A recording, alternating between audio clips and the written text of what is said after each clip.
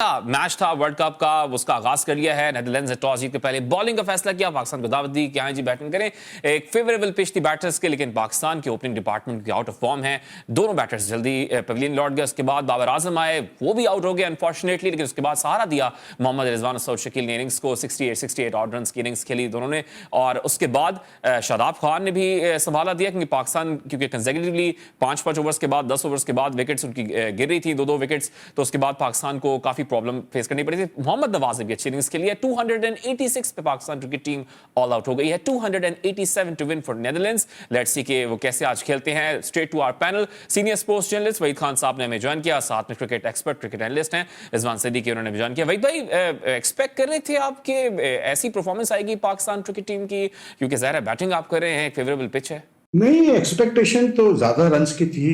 obviously بات ہے، پہلا میچ ہمارا ورلڈ کپ کا، کل ہی ہم بات کر رہے تھے کہ اب کل خاص کر کے جس طرح نیوزی لینڈ اور اس کا میچ ہوا ہے انگلینڈ کا، ان ایکسپیکٹڈلی نیوزی لینڈ نے جتنی تیزی سے رنز کیے ہیں، اسے مطلب 200 ہے، اور جتنی تیزی سے انہوں نے ٹارگٹ پورا کیا، کوئی ایکسپیکٹ نہیں کر رہا تھا کہ اس قسم کی بیٹنگ نیوزی لینڈ کرے گا.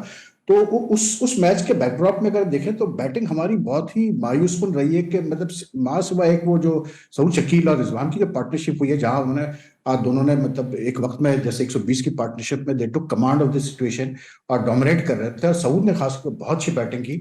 اس کے علاوہ پوری اننگز بڑی ڈس اپوائنٹنگ رہی ہے. مطلب اگر آپ نیدرلینڈ کے خلاف بھی ایک اوور پہلے آل آؤٹ ہو رہے ہیں تو دیٹس اے ایشو. اور پھر دوسرا یہ کہ مطلب جو ان کی بالنگ اٹیک ہے نیدرلینڈس کی، وہ ایسی کوئی مینسنگ قسم کی اٹیک نہیں. ایون ان کے اسپنر جو تھے، یعنی کالن ایکرمین جو 2 وکٹیں لے گیا، یہ مطلب ایک بیسکلی پارٹ ٹائم اسپنر ہے.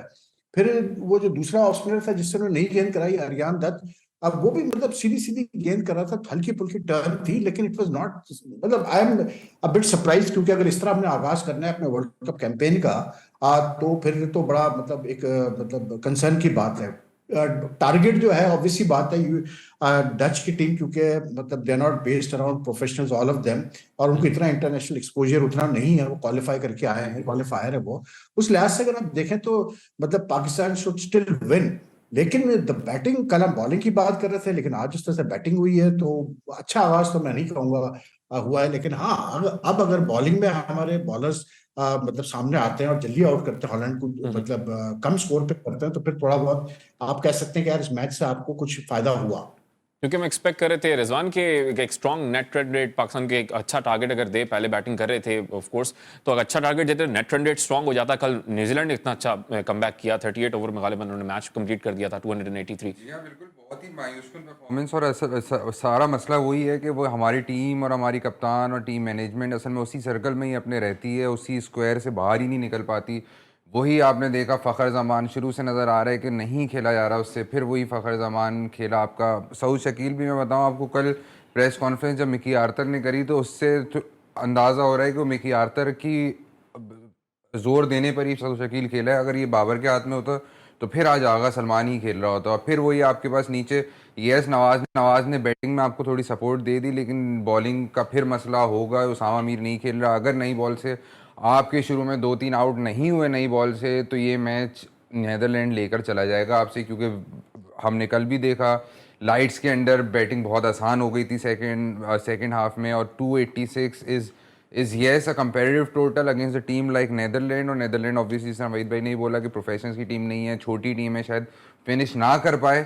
بٹ اگر آپ کو شروع میں نئی بال سے 2-3 وکٹیں نہیں ملیں تو آپ میرے خیال سے آپ تیار ہو جائیں ٹیم کو واپس اچھا وحید بھائی، یہ سعود شکیل پر ظاہر ہے بابر اعظم پہ ایشیا کپ میں بھی آپ کو یاد ہوگا تنقید ہو رہی تھی کہ آپ آغا سلمان کو کھلا رہے ہیں، سعود شکیل کو اب نہیں کھلا رہے. اب ظاہر ہے ڈیولپمنٹس آ رہی ہیں کہ مکی آرتھر کے کہنے پہ واقعی ایسا ہے کہ اب کیپٹن کا اپنا ڈیسیژن ہے کہ سعود شکیل کو کھلائیں، کیونکہ نیوزی لینڈ کے خلاف وارم اپ میچ میں تو بہت اچھا پرفارم کیا تھا، تب سے ہم ایکسپیکٹ کر رہے تھے کہ شاید آغا سلمان نہیں کھیلے گا اور سعود شکیل ہی ہوگا. دیکھیں یار، سعود شکیل کا جو کیس ہے نا، جس طرح سے اس نے ٹیسٹ ڈیبیو کیا، جس طرح سے رنز کیا ٹیسٹ میں شروع میں ہی اگینسٹ انگلینڈ وغیرہ، کوئی سینس بنتا نہیں تھا کہ آپ نے اس کو باہر رکھا ہوا تھا ٹیم سے، اور آپ آغا سلمان کو ٹرائی کر رہے تھے اور ساتھ میں افتخار کو ٹرائی کر رہے تھے. مطلب یہی چیزیں ہیں، یہ چھوٹی موٹی چیزیں ہیں جو کہ اس ٹیم کے لیے پرابلم کر رہی ہے. اب آج بھی اگر آپ دیکھیں تو یار اسامہ میر کو اگر آپ لے کے گئے ہیں and this is a match where you can try out your bowlers. ٹھیک ہے, آپ کو بڑی ٹیموں کے خلاف موقع نہیں ملے گا ایکسپیریمنٹ کرنے کا. آپ بڑی ٹیم کے خلاف یہ نہیں ایکسپیریمنٹ کر سکتے کہ شاداب کو بھی کھلاؤ اور اسامہ کو بھی کھلاؤ. آپ کو دیکھنا پڑے گا. اس میچ میں آپ کو دیکھنا چاہیے تھا اسامہ کو اور شاداب کو کھلا دیتے. نواز کو نہیں کھلاتے, آج کوئی اتنا بڑا مسئلہ نہیں تھا, ایسا کوئی ایشو نہیں ہے. تھوڑی سی آپ کی بیٹنگ کمزور ہوتی, کوئی مسئلہ نہیں. اگینسٹ نیدرلینڈز بھی اگر آپ کو کانفیڈنس نہیں ہے بیٹنگ میں, اپنے ٹاپ آرڈر بیٹنگ میں, تو پھر کب آئے گا؟ ایک غلطی یہ ہوئی ہے کہ اسامہ کو نہیں کھلایا انہوں نے. دوسری غلطی انہوں نے یہ کی ہے کہ سعود کو انہوں نے بہت دیر تک ان آؤٹ کیا. ابھی بھی اس کو انہوں نے اس لیے کیا ہے, میں آپ کو بتاؤں, کیونکہ وہ جو ابھی فارم اپ میچز میں جو آغا سلمان کو چوٹ لگی تو ان کو تھوڑا اندازہ ہوا. پھر جو چانس ملا سعود کو بیٹنگ کرنے کا, سعود نے جس طرح بیٹنگ کی, اور اس کے بعد ان کے پاس کوئی ایکسکیوز رہ نہیں گیا تھا اس کو باہر رکھنے کا. لیکن انفارچونیٹلی مطلب اس ٹیم کو ہم ہر ورلڈ کپ کے بعد یہی کہتے ہیں کہ یار وہ دیکھو 2 سال سے ٹیم بن رہی ہے.